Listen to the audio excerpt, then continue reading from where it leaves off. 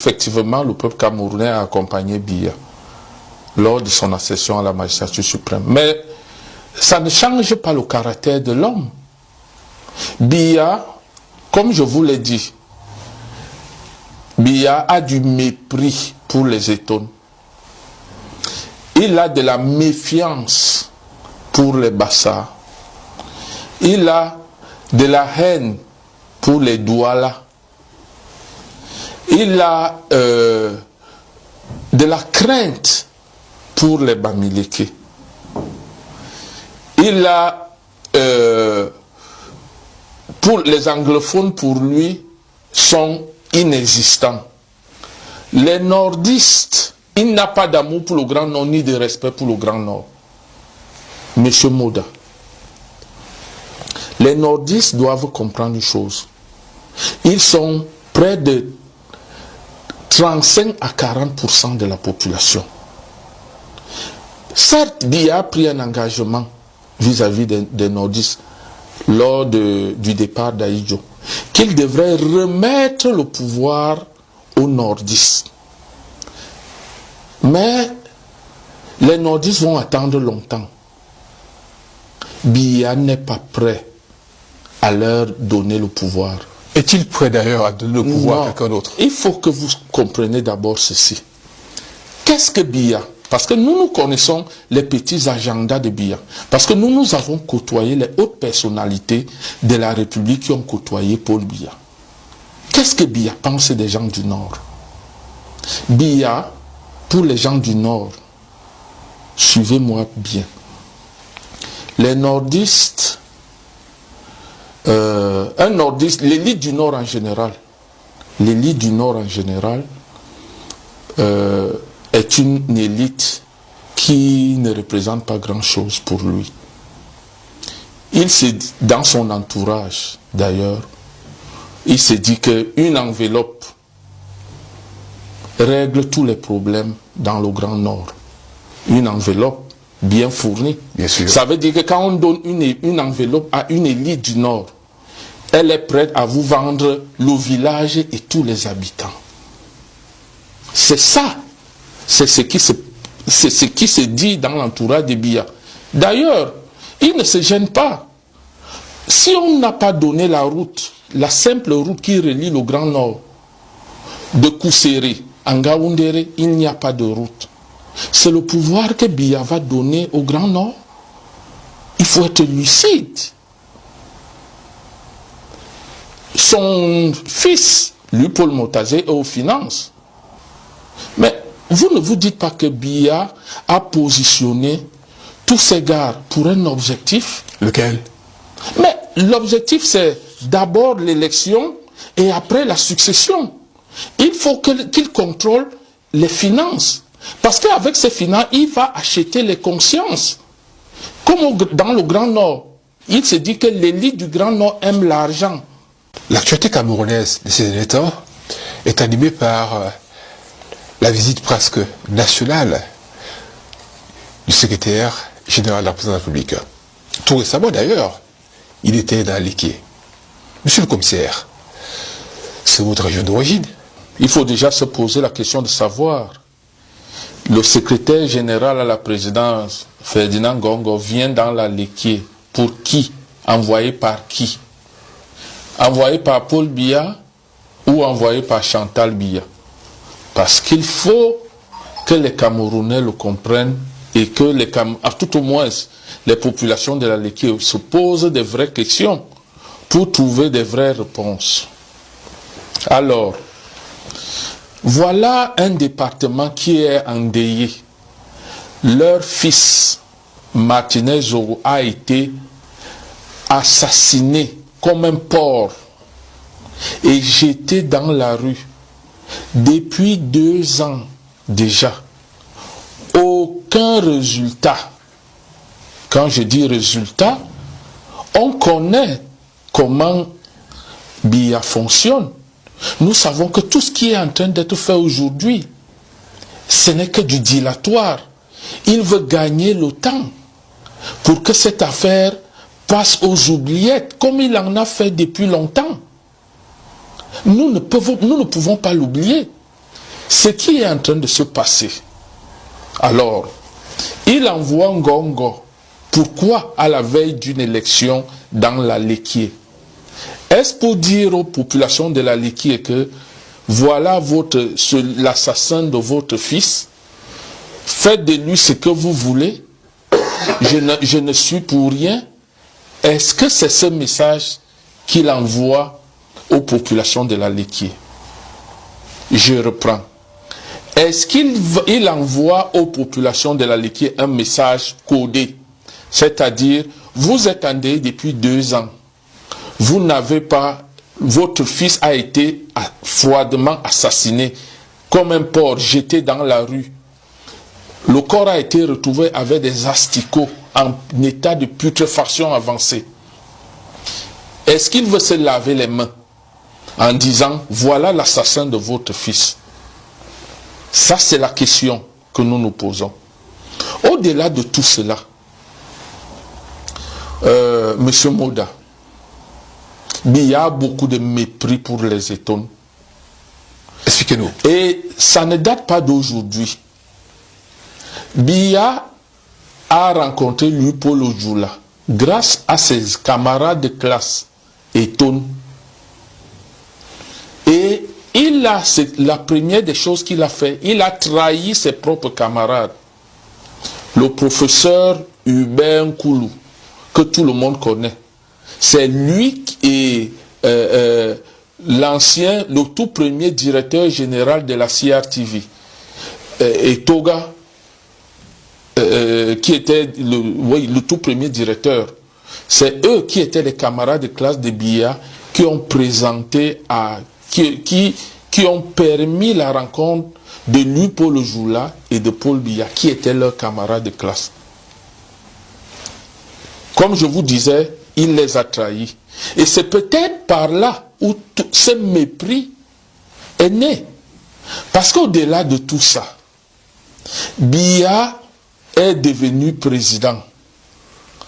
Il a toujours eu du mépris pour les Etones. Vous ne le savez pas.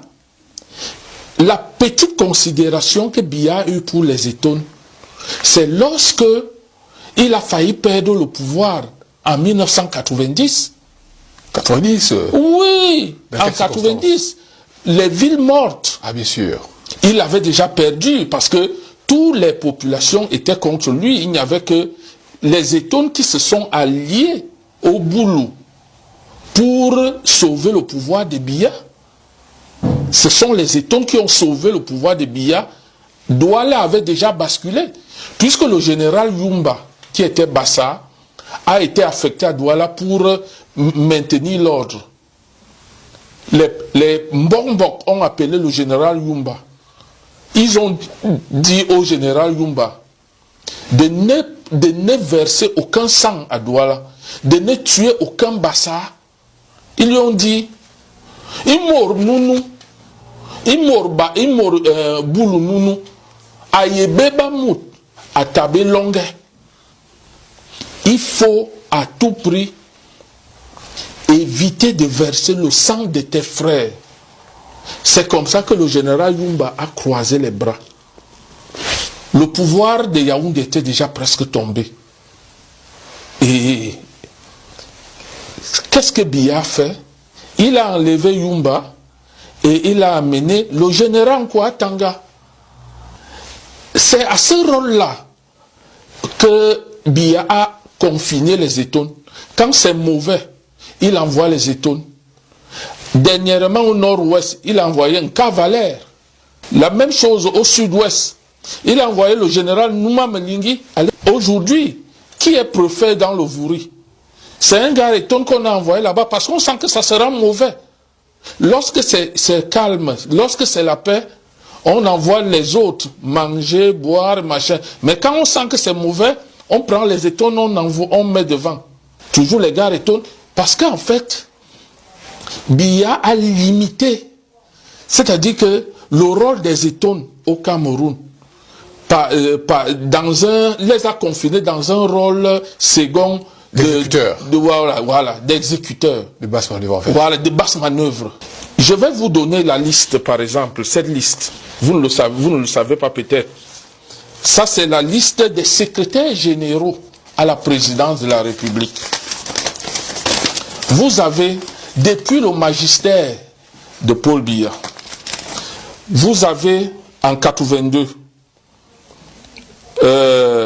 Sadou Daoudou, Joseph Zambo, David Aboué Machoué, Ferdinand Léopold Oyono, Boulou, Jean Kouete, Paul Tessa, Edouard Akamoufumo, Boulou, Sadou Ayatou, Joseph Owona, Titus Edouard, Amadou Ali, Marafa Amidou Yaya, Jean-Marie Atanamabara, Laurent Esso, Ferdinand Gongo aujourd'hui. Vous avez vu un nom étonné? Non. Je peux même encore aller au niveau des secrétaires généraux adjoints. Il n'y a pas d'étonne. Je peux aller au niveau des directeurs de cabinet civil. Il n'y a pas d'étonne. Ni directeur de cabinet civil, ni directeur de cabinet civil adjoint. Il n'y a pas d'étonne. Qu'est-ce qui peut expliquer cette situation? Non, le problème de Biya, il a confiné les étones à des rôles seconds. Les proches de Biya, en fait, quand tu vois un éton autour de Biya, c'est les basses manœuvres. Bon, le plus grand poste qu'il leur confie autour de lui, c'est chef du protocole. C'est-à-dire que jouer au clown pour annoncer l'entrée et l'arrivée du président, c'est tout. Et il leur annonce des routes, il ne donne pas des routes. Tout ça fait que il faut comprendre, M. Mouda, que les étones, c'est eux-mêmes qui acceptent être maltraités. Parce que Biya ne respecte que les gens qui se font respecter. Mais les étones, est-ce que les étones se respectent? Est-ce que les étones qui tiennent ce pouvoir, parce que Biya a perdu ce pouvoir pendant à plusieurs reprises.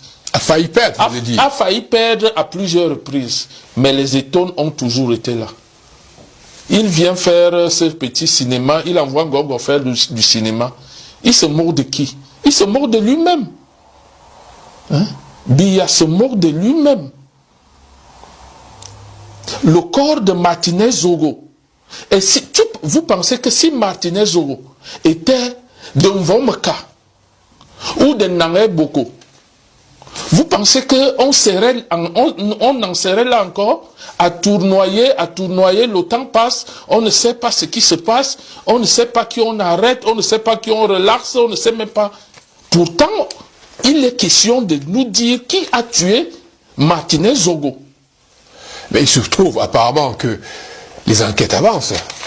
Non, non. Monsieur Mouda, il ne faut pas être dupe. Biya est derrière. Biya connaît qui a tué Martinez Zogo et pourquoi. Biya le sait. Il joue sur le temps. Ce vieillard, je vous l'ai dit, c'est un vieillard malhonnête et sorcier. Il joue sur le temps. Il joue sur l'usure du temps. Il pense que les étones vont se fatiguer. Ils vont se fatiguer et ils vont oublier. Et un matin, on va faire un petit truc là, une petite sentence là, on condamne quelques gens là. Après, on prend le corps, on va jeter. On va enterrer. C'est ça. Mais il se trompe. Parce que ce qui va se passer là, ne se passera pas comme il pense. Quand on vous écoute, on a l'impression qu'il y a un parallèle qui existe entre le traitement que subissent les étones, les nordistes, et pourquoi pas les anglophones. Pour Biya, les nordistes sont des gens sans ambition et sans conviction. Pourquoi? Je vous le dis parce que ce que je vous explique, c'est dans les petits cahiers de Paul Biya. Il sait que les nordistes, le problème de l'élite nordiste se résout au niveau des enveloppes d'argent. Ça veut dire que lorsque il a besoin de l'élite du Nord, elle a beau être fâchée, elle a beau tempêter, Mais dès qu'on leur donnera des enveloppes, ils sont capables de vendre le village et tous les habitants. Et vous allez voir, à la prochaine élection, ceux qui sont fâchés certainement aujourd'hui, vous allez les voir avec les griots. Paul Biya Cameroun, Paul Biya Cameroun, avec les enveloppes, les poches pleines. Paul Biya Cameroun, Paul Biya Cameroun, c'est comme ça. Biya, c'est que ce n'est pas un problème pour lui. Déjà, son premier, ce n'est pas pour rien qu'il a mis son fils Motazé aux finances. Bien sûr. Motazé a dit à son père, papa, laisse, c'est ma belle famille, c'est ma belle famille, beau-frère, belle-sœur, parce que la femme de Motazé est du Nord. Bien sûr. Donc, les enveloppes, on est déjà en train d'arranger les enveloppes, que ce soit pour les élections ou alors pour la succession. On sait que les enveloppes, pour les nordistes, comptent beaucoup. D'ailleurs, ça m'amuse quand je lis souvent, il y a un jeune garde, un jeune monsieur du Nord. Un journaliste. Oui, un journaliste, voilà, qui vous parle toujours du mouton du Nord qui veut brouter l'herbe fraîche d'Etoudi. Mais, pour que le mouton arrive à Etoudi, pour brouter l'herbe fraîche, il faut un berger. Qui est donc le berger du Nord au jour d'aujourd'hui? Il les tient. Il les tient parce qu'il sait. Je t'ai dit, dans ses cahiers, on sait que l'élite du Nord n'a pas de conviction et d'ambition. Essayez un peu de nous parler de la communauté anglophone, parce qu'en fait, la question anglophone est prééminente quand même. Oui, les anglophones, Biya a toujours considéré les anglophones comme les sous-hommes. Les anglophones ne comptent pas beaucoup pour Biya. C'est pour cela même que ses collaborateurs peuvent les mépriser. La preuve, vous voyez ce qu'est le Premier ministre du Cameroun. Quel rôle joue le Premier ministre? Et c'est pour ça que moi je vais dire aux anglophones, a first fool is not a fool. A second fool, you become foolish. Les anglophones, vous ne pouvez pas, nous savons tous que les anglophones aiment le Cameroun. Ils aiment notre pays. Mais vous ne pouvez pas, ce n'est pas possible que vous continuez à endurer ce que vous endurez. Le Cameroun a besoin de vous. Vous aimez le Cameroun a besoin de vous. Mais Biya veut à tout prix vous pousser, tout au moins vous a tellement martyrisé. Il s'est assis sur le pétrole qui est extrait du sud-ouest. Ça a été sa propriété pendant plus de 30 ans. Il n'y a que 10 ans aujourd'hui qu'on essaie de mettre ça dans le budget du Cameroun. Mais avant ça, le pétrole du Cameroun était la propriété de Biya. Le pétrole extrait en zone anglophone. Donc, quand tout cela est fait, il faut que le peuple anglophone se réveille. Et moi, j'en veux particulièrement aux hommes en tenue anglophones. Parce que on ne peut pas vous donner les armes, on dit tuez vos parents, tuez vos mères, brûlez vos villages. Parce que la tendance aujourd'hui est à recruter les hommes en tenue du nord-ouest et du nord-ouest qu'on envoie au sud-ouest, et les hommes en tenue du sud-ouest qu'on envoie au nord-ouest, pour faire le sale boulot. Il suffit que le peuple anglophone, on ne vous envoie pas de prendre les armes. Il suffit que les hommes en tenue anglophone, policiers, militaires et gendarmes, qu'ils déposent leurs tenues et leurs armes devant qui? Le sous-préfet, qui le préfet, qui le gouverneur, et dire que tant que la crise anglophone n'est pas réglée, ils ne travaillent plus. La crise anglophone va se régler en une semaine. Vous tuez vos mamans, vous tuez vos papas. Vous voyez comment le traitement, parce qu'on recrute les éléments, les gars du nord-ouest dans l'armée, on envoie au sud-ouest. Et les gars du sud-ouest, dans l'armée, on envoie au nord-ouest. En fait, pour que vous vous tuez entre vous. C'est ça la politique dans les forces de l'ordre aujourd'hui. Et il faut que ça s'arrête.